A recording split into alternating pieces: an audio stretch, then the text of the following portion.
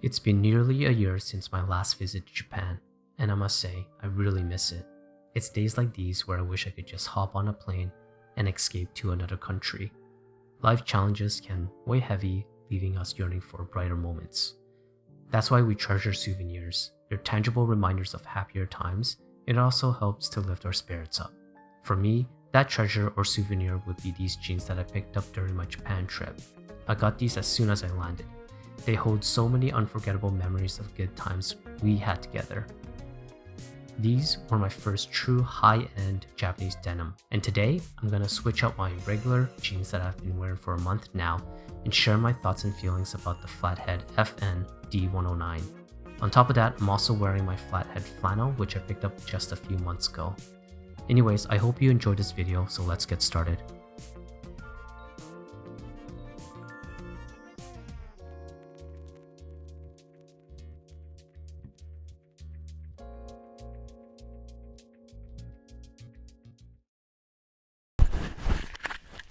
So next week is Valentine's Day. This is kind of like a love letter, so to speak, on these pair of denims. But before I get started, please subscribe to my channel if you haven't already. It will mean a lot.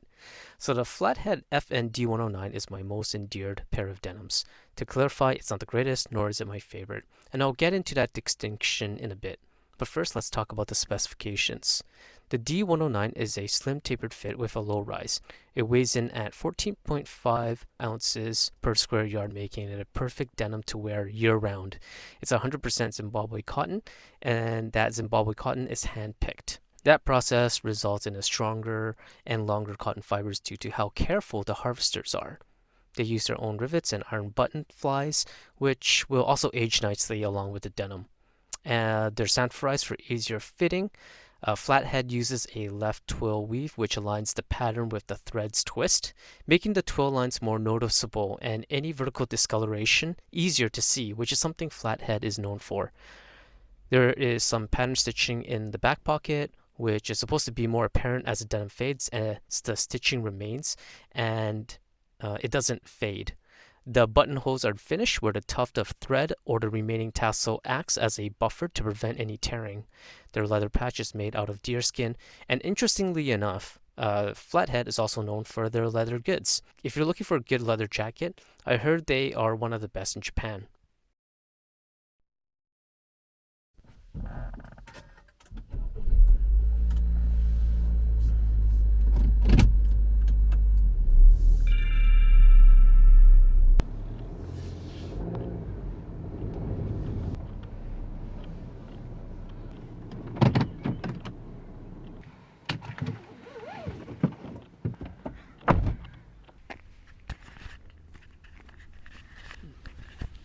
Okay, so let's get the negatives out of the way first. As much as I appreciate their details and specifications listed out on their website in an organized, easy to read, and even aesthetically pleasing way, I can't really say that's the same for the denim itself. So here you can see that the orange threading near the pocket on both sides have loosened up. There are 3 holes in my right pocket, which is caused by my cell phone. Actually, you can even see the indigo outline here. The stitching near the pockets have also become undone.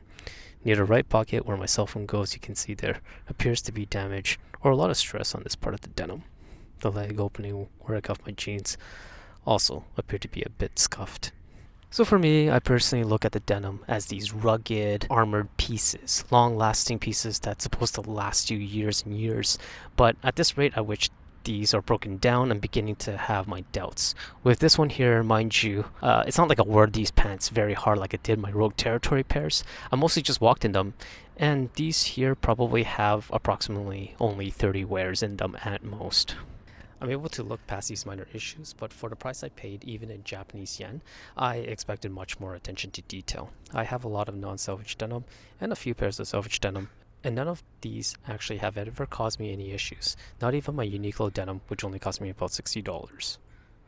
But I guess you can make an argument here that these flaws are just aging characteristics of the denim. I'm not quite sure if that's the case, so there is a difference between aging and damaged. I guess there's a fine line somewhere in between. I don't know. What do you think? I'll give Flathead the benefit of the doubt and will just state that these are probably a defective pair.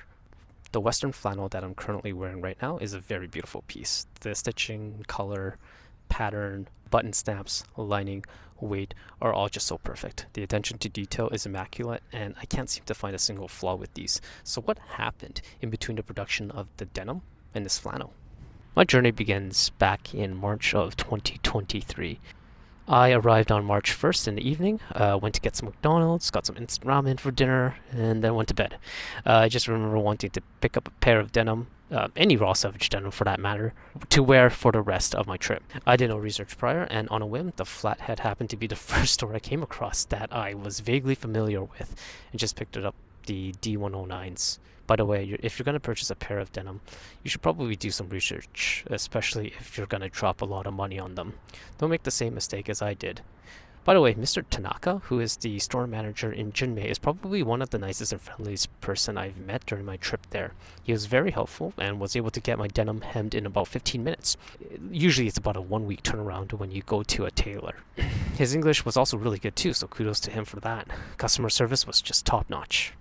I didn't know it at the time, but after a week of wearing them, I realized that I'm not really a fan of low-rise jeans. In fact, I recently learned that I much rather prefer high-rise jeans. For one, the plumber's crack is real, and two, my hips aren't leveled, scoliosis probably, so it's a bit awkward wearing them. Anyways, that's on me. So then, what do I like about these jeans? What are some of the positives? Well, I love how these jeans fade. These jeans have been washed once, and not sure if you can see it through the lens of the camera, but the vertical fades and the discoloration is really aesthetically pleasing, in my opinion. They fit nicely around the thighs, snug, but not tight. And even though this is a slim fit and these are tapered, the knee bags aren't so prominent in comparison to my Uniqlo ones, and even my Rogue Territory ones. They're comfortable, and even when compared to the Uniqlo stretch selvedge denim, they're fairly comfortable. Just a little bit less mobility, but it's not like you're going to go exercising in them in any ways. Their flannels are amazing, and I heard that their leather products are also exemplary. The denim, in this case, was lacking in terms of the quality control department, so it's easy to see why these won't be my favorite, but these are my most enduring. See, the thing about this hobby, for me anyways, the specifications, details, longevity, prestige, fades, history, heritage, all that is a byproduct of the memories and the journey that you'll be making with them. Important memories. I'm not going to remember the time I did 500 squats in my Rogue Territories in one day, but I will remember the time that I got on one knee and proposed to my now fiance and spent an incredible 2 weeks in Japan there. That's why these pair of denims, despite all the flaws, will be my most memorable and endeared pair for the rest of my life.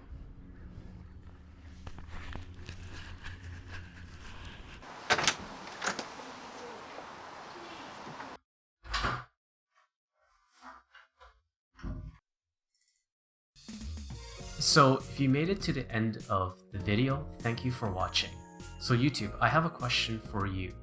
Which pair of denims do you have the most memories with? Or perhaps the ones that you have the most attachment to for whatever reason? Leave your story in the comments below. In this video, I spoke a little bit about the Flathead flannel, and if that's something you want me to review, subscribe. I'll be going over flannels on this channel in the near future. If there's any other content you want to see from my channel, whether that's flannel, denim, wool, or even boots, let me know. Maybe I'll go over these ones in the near future. Alright, that's it for today. I'll catch you on the fade side. Ciao.